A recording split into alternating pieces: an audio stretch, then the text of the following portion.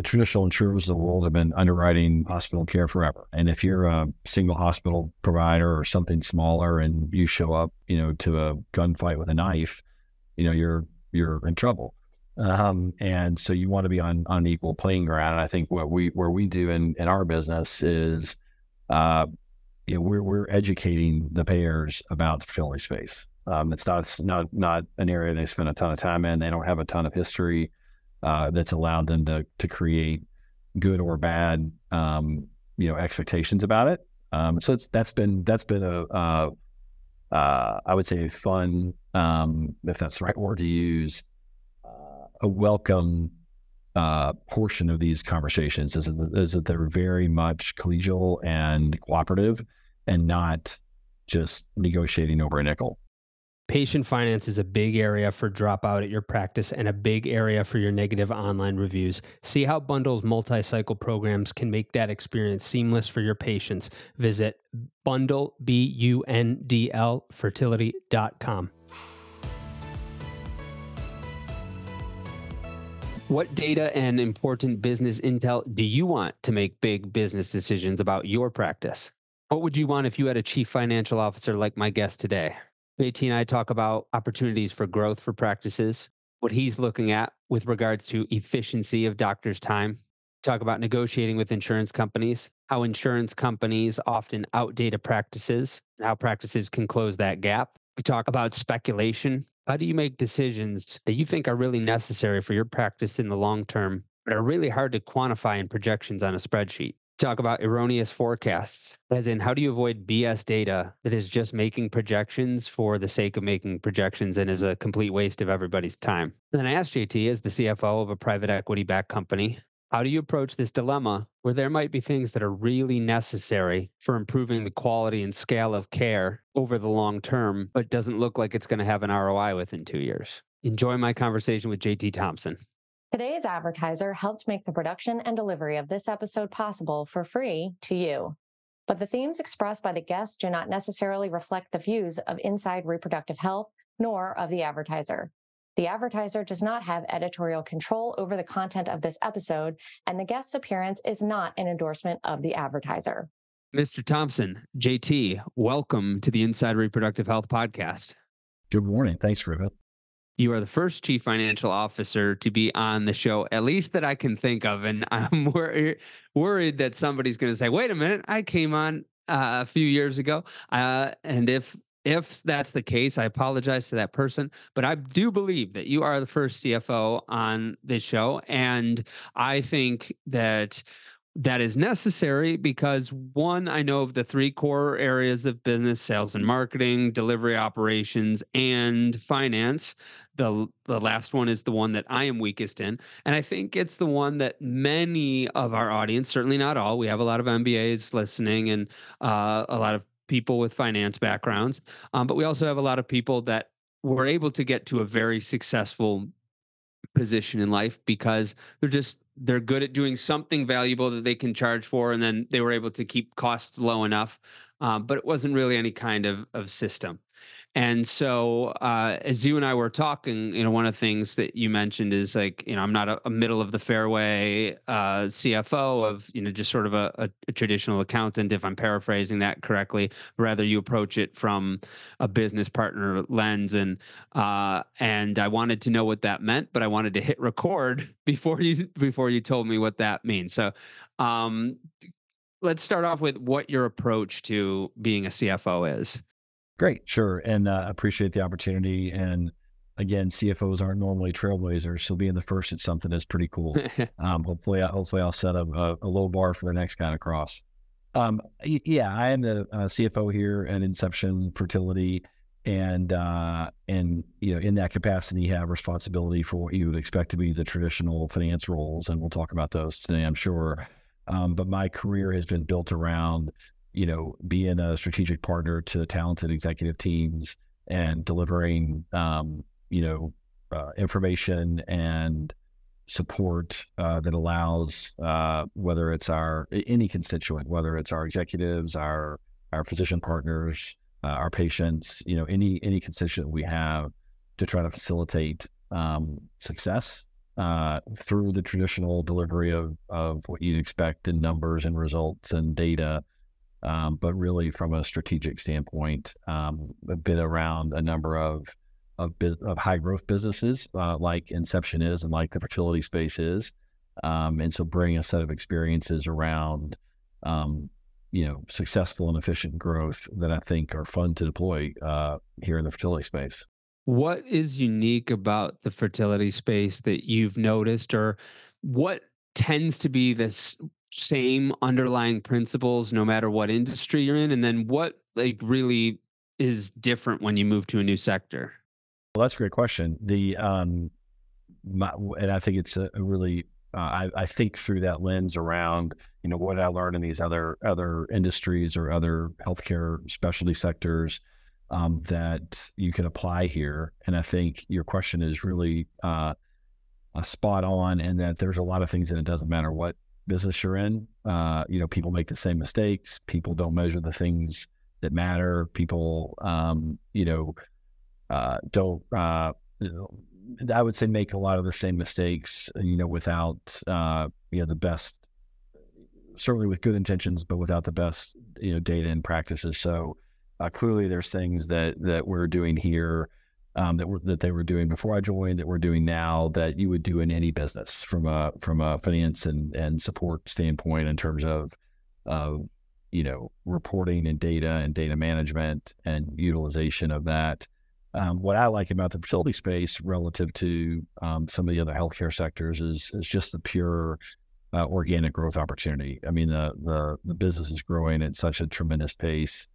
Access to care and access to our services is expanding, exponentially in a way that's exciting. Not all healthcare. Healthcare is obviously a fast-growing part of the economy, fastest growing for years, will continue to be across all healthcare delivery services.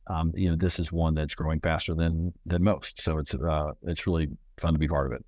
You said that some of the common mistakes tend to be universal, where people don't measure the things that matter. What are the things that matter to measure? I think what I found is, whether it's partnering with a physician or partnering with other clinical partner, or partnering with other executives, CEOs, COOs, the smart operators will tell you, if you give me, this piece of information timely and accurately in a way that I can trust, then I can act on it. And I think that's probably been consistent across all of my experiences, is trying to deliver timely, trustworthy data, and people will act. I think one of the great things about, really everybody across our spectrum, and you referenced it, a lot of people have a finance background or a business background, but then they're in a different role. Most everybody in our world, in healthcare in general, and certainly in the fertility space, whether it's our physician partners, whether it's our executives, all well-educated, all intelligent, all want to succeed, all want to perform at a high level. And that can be done with data and with the right tools and knowing how to act on information. And so when you say getting that timely information, do you mean the operators, the other business leaders getting that from you, the CFO, or you getting certain indicators and metrics from them? So totally us delivering to the constituents the data that they want to see around the business, whether it's an operator, whether it's, around how's my staffing look today? How's my, how are my supply expenses trending? How are my, in the physician partners, how are my new patient consults? How are these data points giving people, access to data they trust, they can act on? How did they? And I typically trust the whatever industry it's in, and that I've been a chance to be a part of. I approach it with, you tell me what you want to see. You tell me what data you need to feel like you can really manage the business. How do you deliver better to the patients? It could be the marketing team. What sort of data will help you sort through the right kinds of leads? It could be the operators who need to worry about staffing and metrics around turnover. It could be revenue source related data. What data do you need that would help you make decisions in managing the business? And we deliver that. Do they That's our always job. know what they need, or do they sometimes need you to tell them what to look for? I like to think it's a great partnership, and we bring ideas to the table of hey, what about this? Did you think about that? Here's some data that we're seeing, and here's some trends that we're seeing. Let's interpret this together. Let's decide if that's something we should continue to report on and act on. Again, the best relationships among companies and teams is interactive. You used a word earlier that's sort of in my core mantra these days is, really respecting curiosity. And I think the greatest leaders and the greatest operators are people who are analytically and intellectually curious and willing to listen to and be thoughtful about input, even if it wasn't what they came to the table believing. I think, the greatest, among the greatest things to see is to share data with someone that tells them a story that's different than what they always believed, and they believe it, they trust it, and they then can act on it. I think people, again, it's human nature to have an embedded assumption about a piece of data or the way things are, and be grounded in that in a way that you have to really be proven otherwise. And I think the great job of the support systems that we provide on behalf of all of our clinic partners and company partners, whether it's through finance or HR or IT or any support system, is that we give them data they believe. What are some of those things that clinic directors or practice managers or practice owners are coming to you looking for to get a better understanding of? Sure, I think in our space, it's data on how are we getting patients in the door, how are we converting them into people who then proceed with us through their journey. It's how do we navigate the go forward world of not, this is a business, as you well know, that used to all be cash pay, self pay people. The fantastic news is that there's a lot more benefit coverage for this service, and that expands into not only traditional insurance, but fertility benefit providers, and helping our managers and leaders understand how to help patients navigate their own journey and their own accessing benefits. I think there's lots of ways we can help people deliver the best product. I would tell you our principle around all of this is to allow experts to focus on what they're experts in. So you want clinicians to be clinicians. You don't want them to be worried about their paycheck or their expense reports or their administrative tasks that we can do on behalf of people, and let people who are trained to be a physician, who are trained to be nurse practitioners, be nurse practitioners, who are trained to be, whatever they're trained to be and whatever is their highest and best use is where we want people to spend their time, and let us worry about producing support.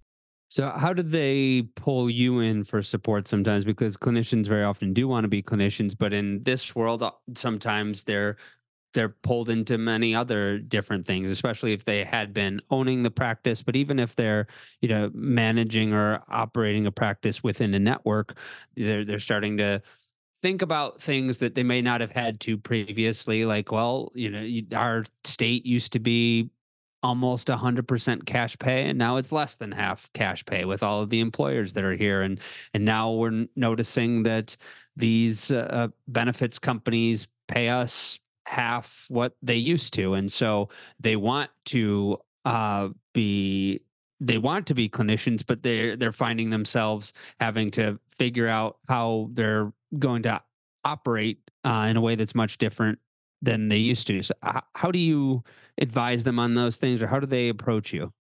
Well, I think it's a couple of questions in there that are really important. And a couple of things I would say that it needs to be our value proposition to our partners and future partners, to your point, who used to own the business wholly or solely and spend a lot of time around things that the owner of a business would have to do, and not just truly being a clinician. So I think our value proposition and the other folks, our peers in the space who are trying to support practices, as they affiliate with practices, I think we all have the same goals in mind, and similar to other industries, is to really allow the clinician in this case, or the REI to be an REI and not worry about being the business person and have to handle all those things. So being able to convince folks that we're going to deliver these services to them, I call it table stakes. Like, we have to be able to do these things on your behalf so that you don't have to. You have to trust in us to do that. Your question was, how do they access it? I find that there'll always be some push information and some pull information, right? I mean, we would love to always push data to people in a way that it shows up the way that they would like to see it, on a timely basis that they would like to see it. But we're also, very interested in being asked and being asked for to look at something a certain way. So I want them to pull data from us as well, or pull support from us as well. Remind us where they need support, or they'd always had to do something, would prefer us to do it for them. It needs to be interactive. So I think the delivery of it hopefully will always be push and pull. But again, I think our task is to have information at their fingertips. We're talking about negotiating with insurers, but what about an alternative approach to IVF insurance? Here's the reality. 70% of IVF patients need more than one cycle, and costs add up quickly, especially with medications. Bundle changes the game by offering patients a 100% refund. Bundle covers the full cost of IUI or IVF, including optional medication add-on packages, so patients don't have to worry about unpredictable expenses.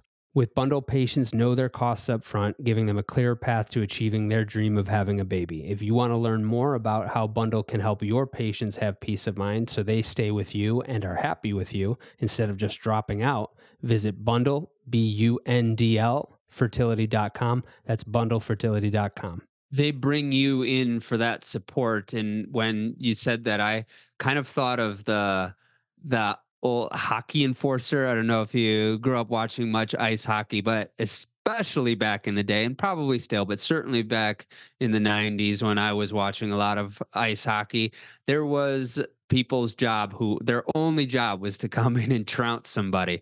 And I'm not saying that's a CFO's only job, but there were also other guys that, maybe half of their job was to play the game well, and then the other half of their job was to come in and trounce somebody. And so do you find that sometimes you're in this role of like, I am here to negotiate?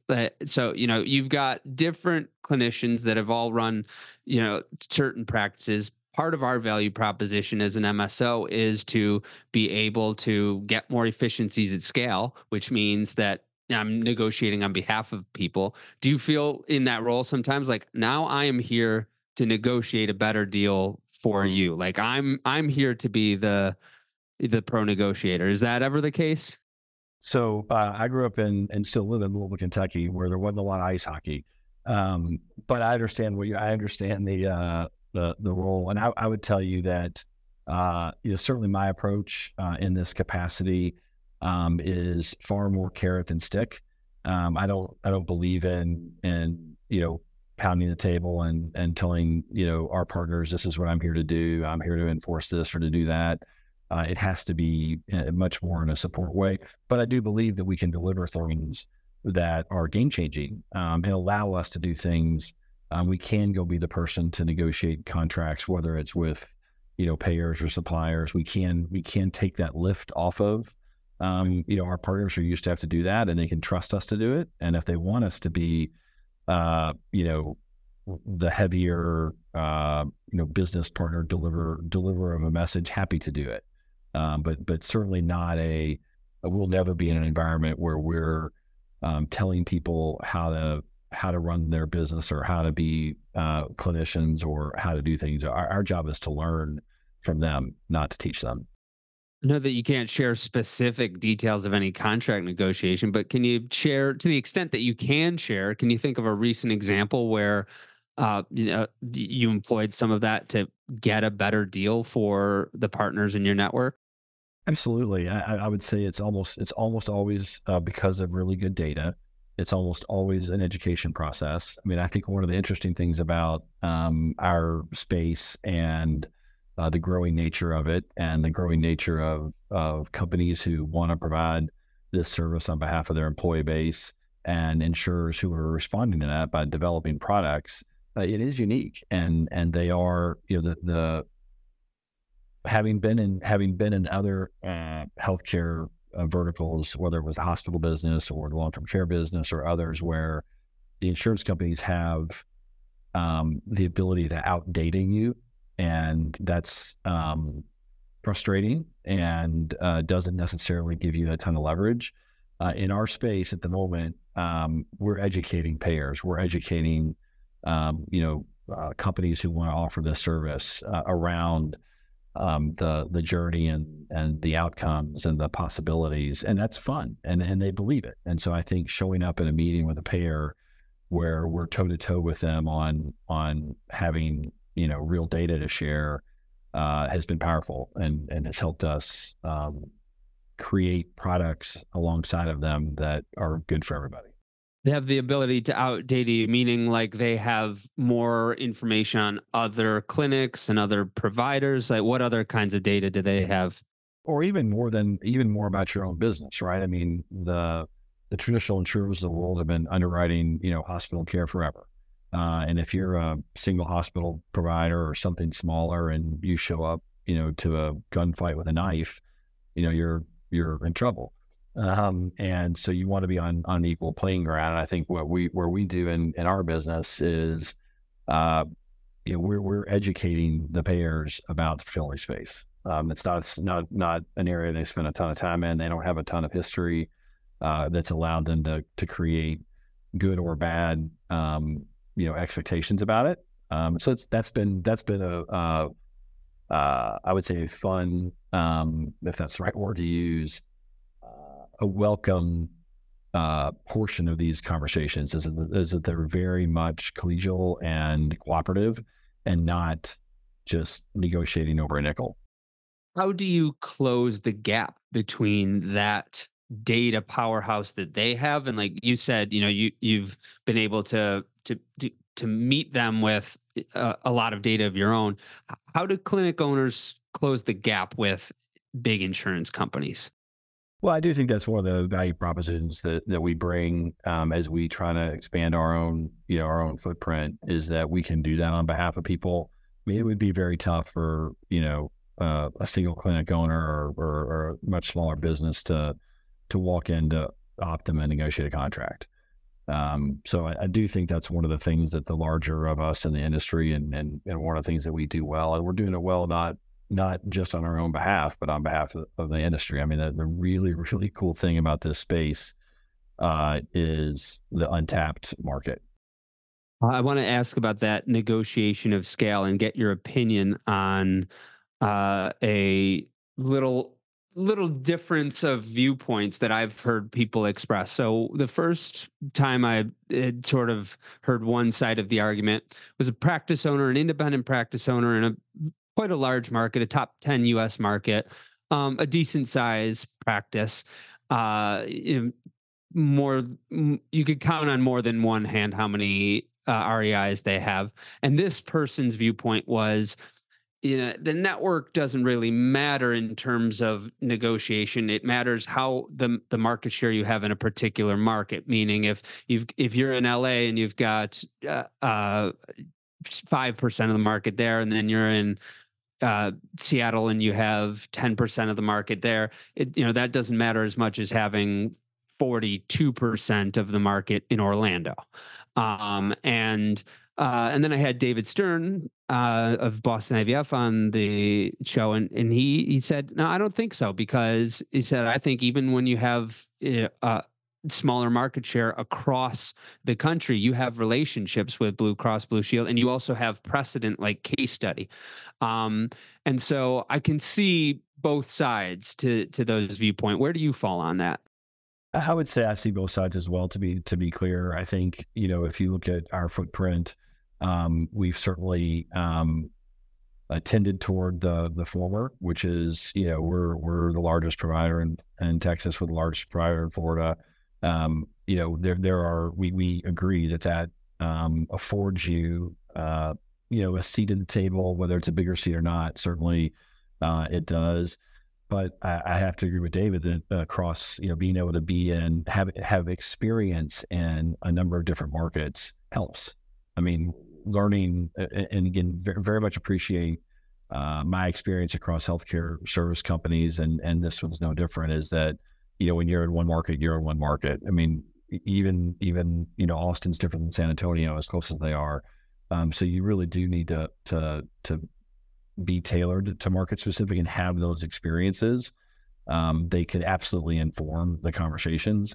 And as it becomes a national, as we're certainly a national provider and others are as well, I do think that helps relative to the conversations and just the credibility that we have with these payers and these providers, that we do have experience in a number of places. That certainly can't hurt. Coming from other areas of healthcare, when you got to the fertility space, did you find that the insurance companies were doing things in the fertility space that you thought, well, hang on, that's not fair, or just that's not how you do it in other areas? Why are we being held to this standard? Or they were looking at things maybe more scrupulously, or taking things that you were presenting at less of value than in other areas of medicine? I don't think so. I don't think their behavior or method of operation is intentionally different across sectors. I just think this is newer. I think it's a smaller piece of the pie to them, and they don't have as much data to understand it. It's evolving the way the business has evolved. Certainly. It's a baby in and of itself compared to other industries. So, no, I don't think there's any intentional. No, not intentional, but to your point, because it's smaller, they look at it differently. I think it's just lack of data. I really do, and I think that's what's been great to be partners with people, is to share data and share outcomes and help design products that make sense on behalf of our patients. What questions do you wish doctors would ask you more frequently? That's a fair question, and I don't know that I have a great immediate response to it. I really I love the interaction with it. It's, again, all of the opportunities I've had across healthcare have really almost exclusively been about having a great relationship with physicians and physician partners and caregivers and clinicians, and I think just developing their trust that we bring value to the table that helps them do their job better. If I'm having a conversation with a partner, a physician or a clinician, where the questions are about, financials or results, or then they were probably missing the point. If we're not delivering stuff that makes sense to them, then we've got to get better at it. Now, what are the fun conversations around how do you help us grow? How do you help us add to our existing practices? How do you help us get more efficient? What aren't we doing that we could be doing? Those are where the conversations are super productive, right? How do we grow together? Again, I think this space has such enormous growth opportunity within existing footprints, right? Just the untapped market share within existing markets is super exciting, and I would hope that our partners see that and get excited about it. I think those are the partners that are matched the best with us are the ones who really want to grow their practice. Those growth areas are another area where you're not going to be able to share the specifics of what Inception's doing, but to the extent that you can share, what should people be paying attention to? Of like, hey, here's areas that the average practice owner might not be paying attention to, of ways to grow their business. I think it's probably really about how to be very efficient with their own time and their own schedules. I think what the Inceptions of the world and the people like us should do, and certainly what we think we do and try to get better every day at getting better, is delivering in a way for them to create efficiency. I think what I find in this space versus others is the ability to create more volume and more productivity with the same hours in the day that exist, which isn't always the case. And I think demonstrating that we can help grow the patient base and the patient volume without necessarily having to add more clinicians is pretty powerful. Now, there's also, we obviously want to grow the businesses by recruiting new partners into these practices and growing the footprint that way. But I think the opportunity to grow the business with the existing set of resources is pretty powerful. Do you view Net Promoter Score as a tool that the CFO should have in part of their presentation, argument, review of the data? Because I have come to really see efficiency as not just, something that is over here in business operations. It really is indivorceable from the standard of care. And I think of a friend recently who told me about going to see a clinic that I know well and was not pleased with that experience because she said her words were, it was archaic. She just felt like everything was inefficient, slow, unresponsive, and then she went to another clinic in her city who I also knew her provider, and I know that company, and she was much happier. So I'm giving all of this context because I wonder if when you're portraying things of, hey, here's how you could be spending your time, here's ways that you could be spending less time on this and more time on this, that people might say, yeah, but I'm the doctor, I have to do this. And I wonder if the Net Promoter Score is a tool that CFOs could use in that toolbox to show, okay, not only is it a efficient use of time, but it's clear that what you're perceiving as personalized care might not be. So I'm gonna say, first of all, I'm a 100% believer in the Net Promoter Score, mostly because ours outweigh everybody else's in the industry, so we're the best. I think the concept of it 100% makes sense. I've been in industries where I don't think it matters as much, to be honest. Here, I know we do well. Our industry does well. We do better than others. But yes, I think demonstrating that the customer feedback and sharing that is real is, again, very powerful. I think showing good scores and having good experiences and being able to report on it in a way that is actionable, I think is fantastic. I think that's, again, all of our clinician partners want to do good. They want to deliver a great product. Our company is, as you know, TJ, very well, founded on patient experience. I mean, the entire principle around everything that we do here is patient experience, whether it's in the clinics or any other ancillary businesses we have. That's the fundamental premise of anything that we do each and every day is patient experience. So I have to sit in this chair, CFO or otherwise, and tell you that we absolutely believe it matters. And so the Net Promoter Score is great. Ours score very well. There's obviously other ways to measure it. I think we've got phenomenal efforts from our marketing and customer experience efforts that we continue to create data and results that are supportive of what we do and point to areas we can improve. So absolutely believe that not just the company or a corporate executive reading the score can act on it, but it's delivering tangible feedback that needs to be respected. As JT mentioned, fertility clinics are often at a disadvantage when negotiating with insurers, but there's a way to offer patients more certainty and peace of mind.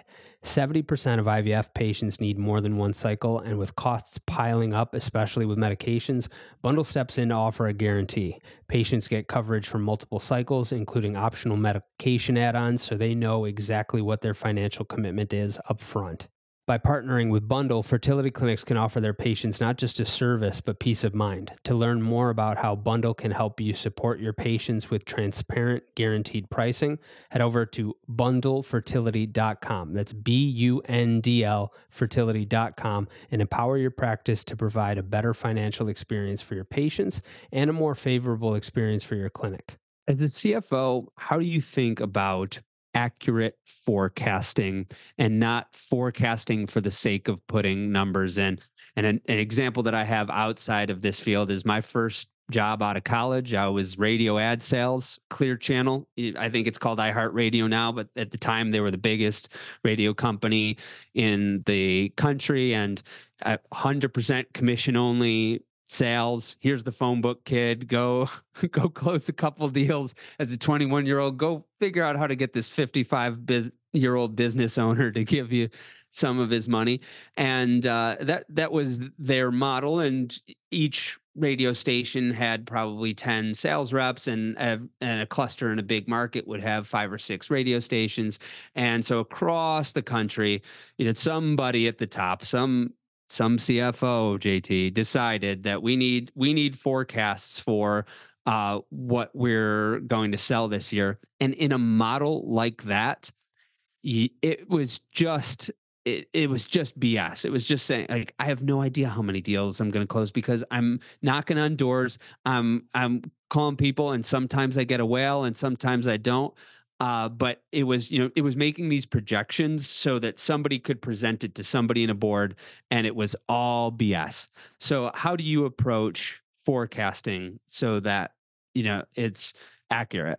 I'm going to give you an answer that may make sense given what you just described. One of the lines that I use each and every time is that, the second that I'm or anybody in our role is finished with a forecast or a budget, it's exactly what not is going to happen, right? I mean, it's just by its nature, we're going to be wrong, right? It's not going to be accurate. That said, I think it is important to have your pulse on the near and medium term expectations. I think can absolutely help us manage our businesses efficiently. And I think about forecasting in the way, not traditional CFO, here's the budget for next year, here's a 5-year forecast of our business. Those are things that in my role I have to do for, lenders or boards or other constituents, and for ourselves. But the reality of a forecast that helps the business run is what's happening over the next month, the next 3 months. What do we see that's happening, and what does that mean for us? What does that mean for staffing the business efficiently? Again, we're no different than a lot of healthcare businesses. We need to be really good about knowing who's coming in the door when. Whether it's the hospitality business where you have to staff a hotel based on volume that weekend. We need to know. We need to have good visibility into what are these 4 walls going to look like next week and next month and the next 3 months, and that way we can help our businesses be efficient. So I do believe strongly in the benefit of near and medium term forecasting, and I get the traditional longer range forecasting that we need to do as a business. They're very very important, just used differently, I think.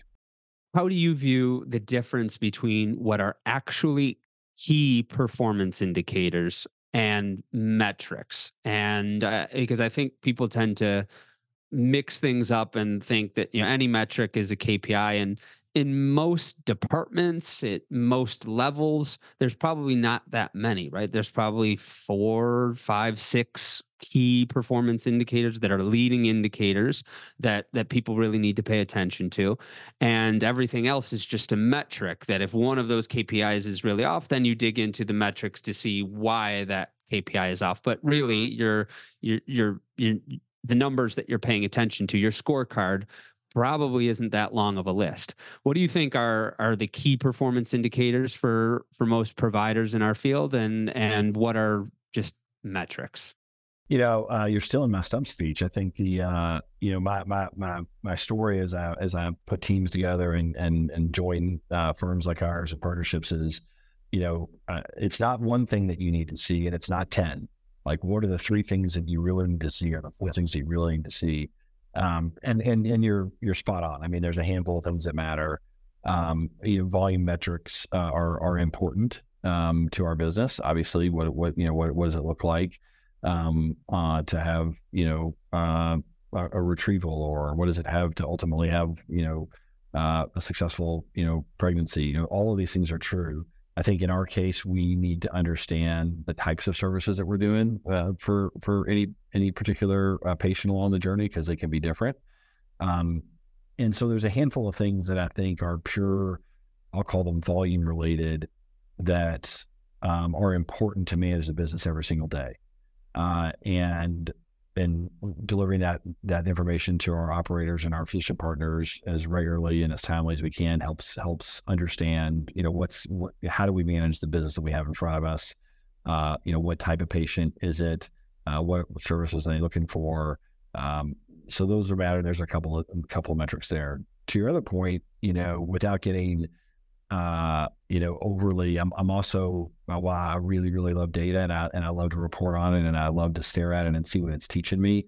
I don't want to look at 20 metrics every week or every month either. But there are things that we can then look at a little bit retrospectively to learn from. I would tell you that in my chair, and I know I share this with TJ and all of our executive team, you'd much rather be looking through the windshield than the rearview mirror. I just think that's the way to run a business, is to see what's ahead of you, not what was behind you. But you really do need a handful of things looking backwards to learn. So, we allow our monthly reporting, that looks more like traditional, financial reporting with metrics, to spot trends, to see things that can help us. But the real KPI activity is about looking at the windshield. What do you view as it's a resource, maybe if you can think of one, like a book that you might recommend to people that are I'm particularly thinking of the younger doctors that might be listening. I probably should just make this a default question that we send to our guests ahead of time, so that you should have told me this ahead of time. I didn't give you a chance to think about it. But when you think back, do you think of a couple of aha moments that that were either from either mentors, or maybe it was something you read, or just lessons that you carry on and go back to fairly frequently? I would tell you most of this conversation this morning, Griffin, is really bounded on a couple of aha moments early on in my career around measuring what matters, being efficient. I was in some businesses early on that struggled, where you really had to sort of batten down the hatches and understand what was important. I don't have a book that I would particularly point to, although I'm a reasonably I wouldn't call it voracious, but I do love to read business books and theory books and management books. I don't have one that I hand out to my teams necessarily. I do think it's in my case, it's a cumulative set of experiences. But there are a couple of points to your question where, in my theme here of KPIs, important KPIs really came from, an operating partner I had in a business, where we were fighting to make sure the business was going to work. And he said, you have to give me these 3 things. I have to trust it, and you have to give it to me regularly. And if you do, we can turn this business around. And we did. What were those 3 things? So I just say, and in that case, it was a hospital business, and it was staffing metrics and volume metrics, and how to manage that. But again, it's a principle around, what is it that matters? And I think, so there have been aha moments. I was lucky enough to start my career and spend most of my career in businesses that are all sort of up and to the right, which is, a finance guy wants to you want to look at a chart and a graph. To the traditional, CFO in me here, you want everything to be going up and to the right. Growth is good. And I've been, blessed to be in almost always businesses that are like that. But the couple of times you spend in businesses that are going, not the way you'd hope, for whatever the reasons would be, you learn the most about yourself and the people around you when times are tough, and you build from that. So, those are just I would say the grounding couple of principles that keep me grounded and that I bring to, each opportunity I get to be part of. How do you think about assessing some things that are at least partly speculative? So I guess I'm viewing as a CFO, you want to remove as much speculation as humanly possible. I uh, believe that there's probably some that you can't remove. And I think of, if we go to this office here, here's what we could project. Or if we get, time lapse imaging, here's what we could do. But there's always assumptions embedded. And I think, especially when you think of brand driven companies, especially when it comes to some things with the brand, there's a je ne sais quoi that is hard to project. Do you does any kind of je ne sais quoi make a CFO's skin crawl, or how do you think about future value that maybe can't be 100% accurately reflected in projections? So this is where another area where I'll deviate from the central casting CFO. I'm pretty comfortable in the speculative. I'm pretty comfortable. I don't want to use the word risk, but I'm okay trusting, conclusions that people collectively make that are built around assumptions we all agree on, even if we end up being wrong. And I think you can learn from being wrong. I'm not that doesn't scare me. It doesn't give me the shivers as you just described around, oh no, that's too speculative. We can't do that. I like to learn from those types of things. So I'm very comfortable in areas that aren't as cut and dried. I'm quite comfortable operating in an environment where a bunch of smart people are making assumptions together and making decisions together based on that. And if we're wrong, we pivot quickly. How do you view timeline in terms of when someone's saying, "Hey, I think this will be really good for the return on investment," but maybe it's a little bit longer of a timeline than makes sense for if you have investor obligations, that it's like we've got to increase value. We have to be able to turn this thing around within a certain amount of time.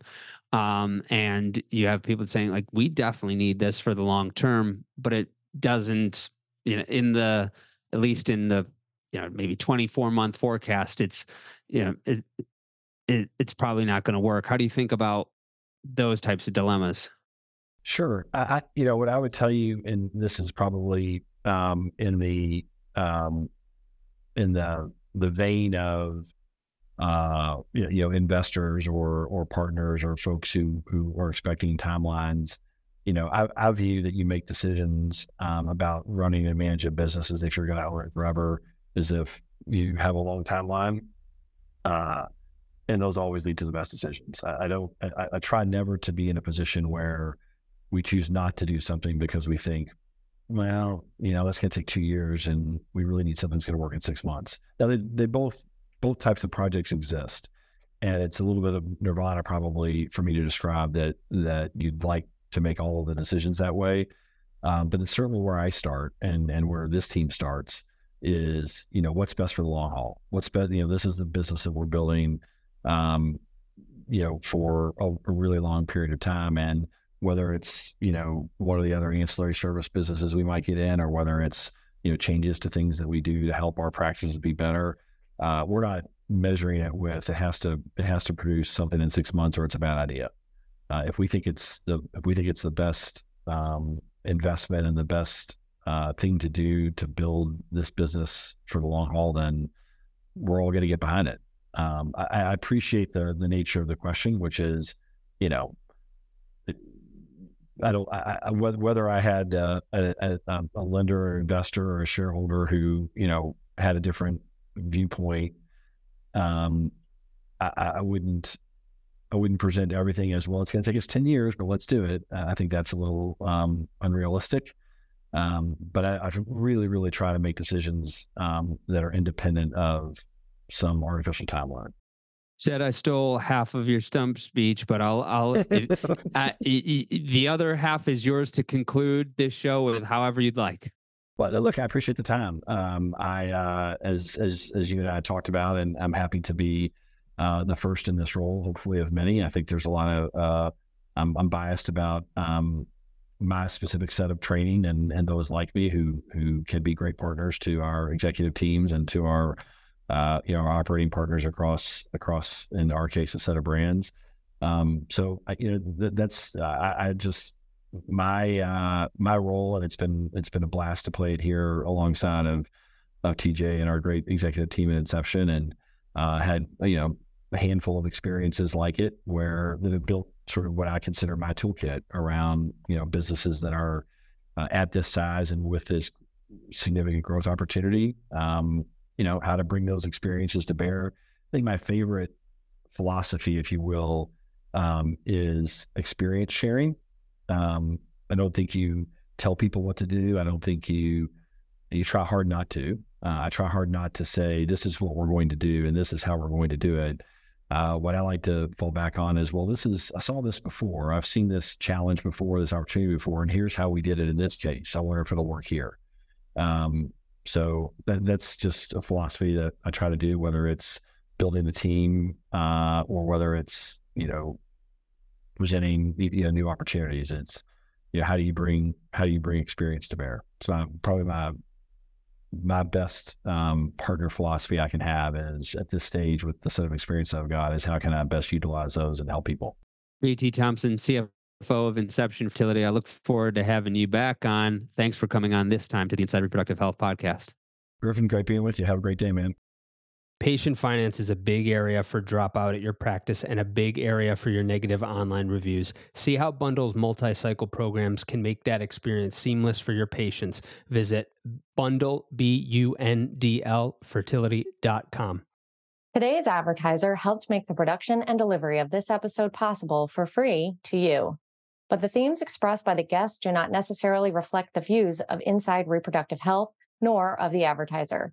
The advertiser does not have editorial control over the content of this episode, and the guest's appearance is not an endorsement of the advertiser. Thank you for listening to Inside Reproductive Health.